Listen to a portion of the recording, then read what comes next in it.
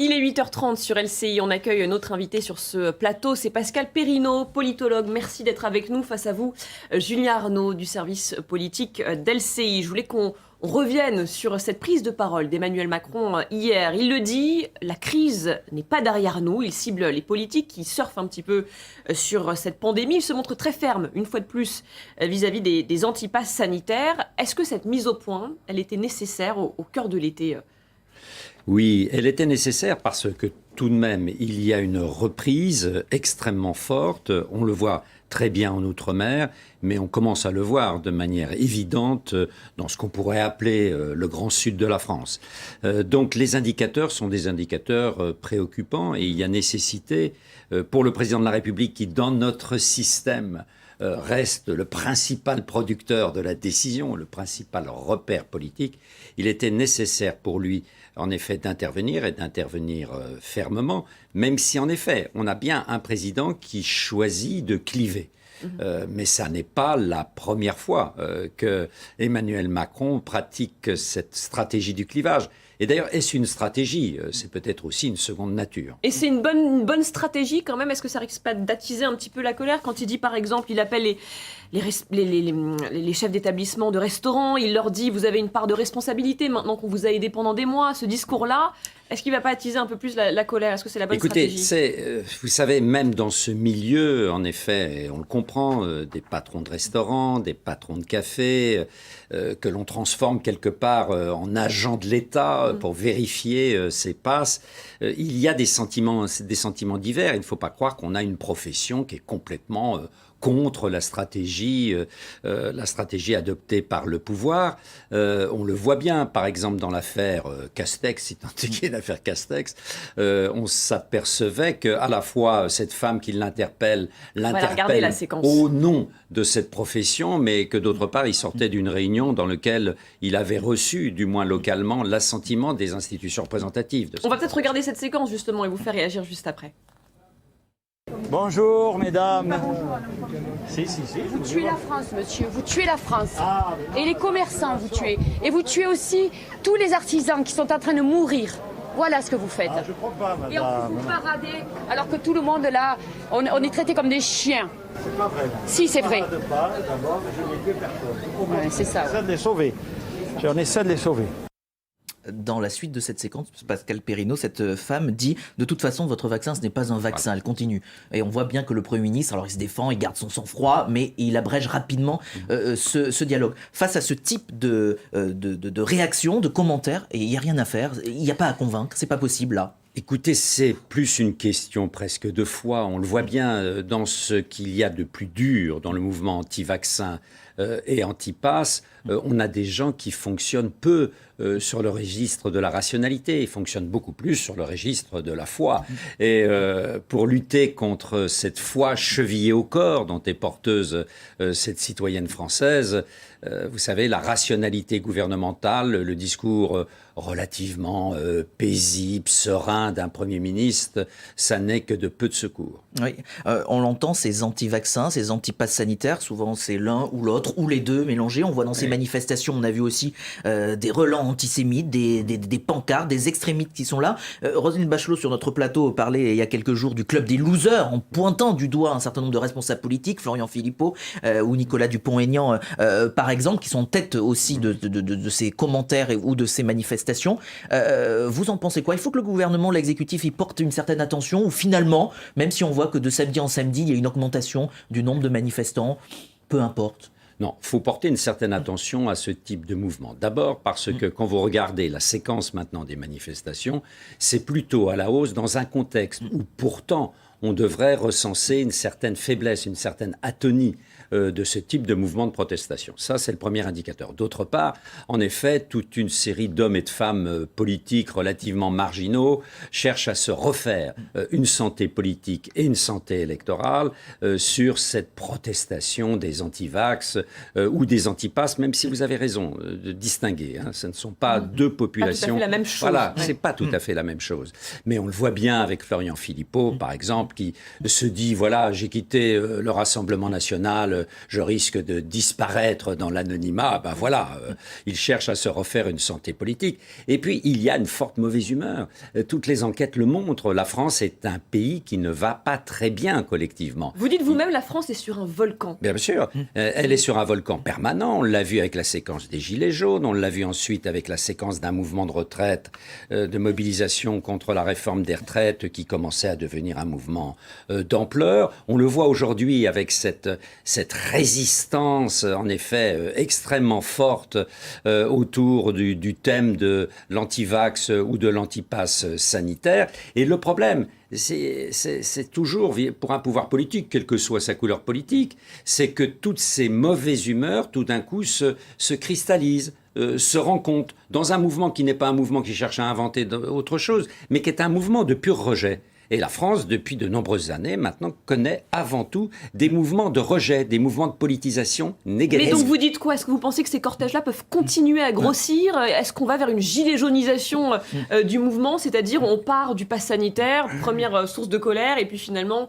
tout s'accumule un petit peu? Pour l'instant, on ne peut pas superposer ce type de mouvement, mais ça a quelque chose à voir. Il suffit de jeter un œil attentif aux enquêtes actuelles. Vous apercevez que plus les Français déclarent qu'ils sont favorables au mouvement des Gilets jaunes, qu'ils y ont participé, ou qu'ils sont proches de ce mouvement des Gilets jaunes, plus ils sont en faveur du mouvement anti-pass. Est-ce que vous seriez d'accord, Pascal Perrineau, pour dire que même on n'est pas tout à fait sur un calque entre les Gilets jaunes et ce qui se passe aujourd'hui. Du point de vue de l'exécutif, on avait un Emmanuel Macron qui, pendant la crise des Gilets jaunes, a entrepris un tour de France, a essayé de calmer les mécontentements, de faire des propositions, des mesures. Et là, on voit plutôt un président qui durcit le ton, qui a décidé de cogner, d'aller sur ses anti-pass ou anti-vax. Est-ce que vous seriez d'accord pour distinguer qu'on n'est pas tout à fait dans la même tonalité de la part du chef de l'État? On n'est pas, en effet, tout à fait. C'est pas tout à fait le même type de mouvement. La stratégie du président de la République n'est pas la même et les enjeux ne sont pas les mêmes. Là, il y a tout de même des enjeux extrêmement importants. Il s'agit de la mort de Françaises et de Français en ce moment. On le voit dans la situation véritablement dramatique en ce moment en Guadeloupe, mais dans d'autres territoires d'outre-mer, ça ne va pas très fort. Et ça commence à se tendre extrêmement sévèrement sur la façade méditerranéenne. Donc, il est de la responsabilité d'un président de la République, d'un Premier ministre et d'un ministre de la Santé, d'avoir un discours ferme sur ces enjeux, parce qu'on sait très bien que l'immunité liée au vaccin est décisive. Vous voyez, moi je reviens des États-Unis. J'ai vécu pendant 6 semaines aux États-Unis, dans l'État du Vermont, qui est un État à la frontière canadienne, à peu près tout à fait normalement. Pourquoi? Parce qu'il y avait 84% de la population qui était vaccinée. Alors, je voulais quand même vous faire réagir aussi à ce qu'a dit le président, ce qu'a répondu le président à ceux qui dénoncent une dictature sanitaire. Il dit la chose suivante: jamais dans notre histoire une crise d'une telle ampleur n'a été combattue de manière aussi démocratique. Pourtant, il y a aussi des gens moins radicaux qui dénoncent une forme d'opacité avec ces conseils de défense à répétition, certains qui dénoncent aussi un passage en force avec le projet de loi sur le pass sanitaire, parce que tout s'est fait très rapidement. Est-ce que vous êtes d'accord avec ce que dit Emmanuel Macron quand il parle de combattre ce virus d'une façon très démocratique? Alors, l'excès dans ce genre de crise est toujours présent, et parler de dictature sanitaire, il faut être tout de même extrêmement raisonnable. On a l'impression que les gens qui utilisent ce type de vocable ne connaissent pas ou ne savent pas ce que c'est qu'une véritable dictature. Néanmoins, dire que nous sommes un des pays qui a eu, j'allais dire, le fonctionnement le plus démocratique, on pourrait, j'allais dire, en parler pendant des heures et des heures.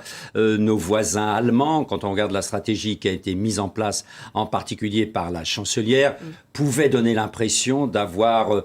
je ne sais pas si c'est plus démocratique, mais quelque chose d'un peu plus consensuel. Mais ça c'est largement lié au système politique. Quand vous avez un système présidentiel, en effet, tout remonte au sommet, surtout avec une conception, comme le dit le président de la République, jupitérienne de la présidence. En revanche, dans un système parlementaire, on est presque contraint, et puis c'est la culture parlementaire, d'associer davantage les patrons des groupes de l'opposition, et quand on est dans un État fédéral comme l'Allemagne, en particulier les exécutifs régionaux. En France, nous sommes ce que nous sommes. On en a parlé dans le journal. ces centres de vaccination qui sont vandalisés, qui sont tagués, ces élus aussi qui sont menacés, parfois jusqu'à des menaces de mort. Vous qui connaissez parfaitement notre histoire sociale, politique de ces mouvements, vous dites quoi aujourd'hui ? Jamais on n'avait atteint un tel niveau. Et est-ce que ça vous inquiète pour la suite ?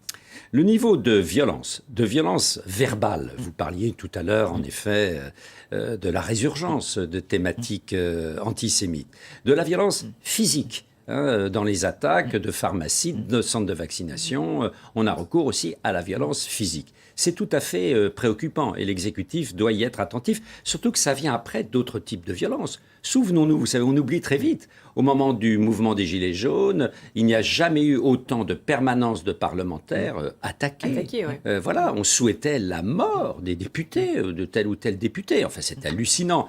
Et là, il faut absolument que le pouvoir exécutif soit très ferme, parce que oui, il y a dans la société française une certaine forme de brutalisation, de violence qui est là. On considère qu'il est légitime aujourd'hui, légitime de se mobiliser dans la rue, bien sûr, il n'y a aucun problème, mais légitime d'avoir recours à la violence, ça c'est autre chose. C'est inquiétant quand même, on a l'impression que c'est un aller sans retour possible. Oui. À l'aune d'une campagne présidentielle de 2022, ça doit interroger pas seulement les politiques, mais l'ensemble des citoyens Bien aussi. sûr, parce que ça laisse présager une campagne qui peut être une campagne assez dure, avec des hommes et des femmes politiques qui peuvent être plus ou moins influencés par ces stratégies de violence. Et on peut assister à une montée aux extrêmes en ce qui concerne en particulier les excommunications, les dénonciations, etc. Et vraiment, le débat démocratique ne gagnera rien à ce type de stratégie. La sortie de crise sera clairement au cœur de cette campagne. Oui. Ça va être une élection même de crise, et de crise sanitaire, parce qu'on dit ça va durer quelques mois, ça va durer certainement un peu plus même que quelques mois. Donc on va avoir, puisque c'est fin avril, l'élection présidentielle, on va avoir une élection présidentielle vraiment originale, c'est-à-dire ça sera une élection, en effet, dans un contexte de crise sanitaire. Jamais nous n'avons connu dans l'histoire des élections présidentielles sous la Ve République un tel type d'élection. Il y a bien sûr cette campagne, comment elle va se jouer, mais si on se projette et si on pense déjà à l'après, si on est en mai ou en juin 2022, Pascal Perrineau, on se dira quoi ? On se dira, il y a beaucoup de partis, de responsables qui ont joué pas seulement leur avenir, mais leur survie. C'est-à-dire qu'on peut se dire, quid des Républicains, quid du Parti Socialiste, quid des Verts peut-être s'ils ont raté l'occasion de se saisir du changement climatique, quid de tous ces partis et finalement arriver sur quelque chose, une sorte de terre brûlée. Oui. Alors, on nous dit pour l'instant, ça sera... on va rejouer 2017. Tous les sondages d'opinion qui valent ce qu'ils valent laissent présager un second tour qui serait, en effet, Marine Le Pen contre Emmanuel Macron. Attention, parce que nous avons pour l'instant une situation, toutes les enquêtes le montrent, qui est les Français, faute de mieux, se retrouvent pour l'instant dans ce duo, mais ils n'en ont pas envie. Le désir n'est pas là d'un affrontement entre Marine Le Pen et Emmanuel Macron. Cette absence de désir fait que d'autres possibilités sont envisageables. L'émergence d'un autre candidat, la capacité plutôt à droite qu'à gauche, parce que la gauche est en très mauvais état, que la droite de gouvernement puisse revenir si elle règle ce problème de son choix de candidat, ce qui ne va pas être une tâche facile. Et puis, il faudra observer attentivement la fièvre abstentionniste. Parce qu'on le voit, les Français, de plus en plus, particulièrement dans un contexte de crise sanitaire... Et on l'a vu pendant les régionales, d'ailleurs. Et voilà. Et les municipales, avant, s'expriment de plus en plus par l'abstention. Donc on peut avoir, au fond, une protestation, un malaise qui ait plusieurs visages. L'abstention, la protestation habituelle derrière le Rassemblement national ou la France insoumise, et peut-être la capacité des oppositions, j'allais dire, plus classiques, des grands partis de gouvernement que sont LR ou le Parti Socialiste ou leur allié les Verts, enfin leur allié, on n'ose même plus parler d'alliés, à revenir dans le jeu politique et à troubler ce duo entre Emmanuel Macron et Marine Le Pen. Alors vous évoquez la droite justement, est-ce que la droite a tout intérêt à organiser une primaire pour désigner son candidat ? Je sais que vous travaillez sur la question. Oui. Alors écoutez... il y a deux options. Il y a le candidat naturel. Le candidat naturel, c'est en fait un mouvement d'opinion que les sondages peuvent recenser et qui montrerait la capacité d'un des candidats ou des candidates de la droite à rejoindre, j'allais dire, le club de ceux qui font plus de 20%. Pour l'instant, ça n'est pas le cas, mais attendons de voir, en particulier, la mi-septembre. La deuxième solution, il n'y en a pas 36, c'est un système de départage, comme le dit le président du Sénat, Gérard Larcher.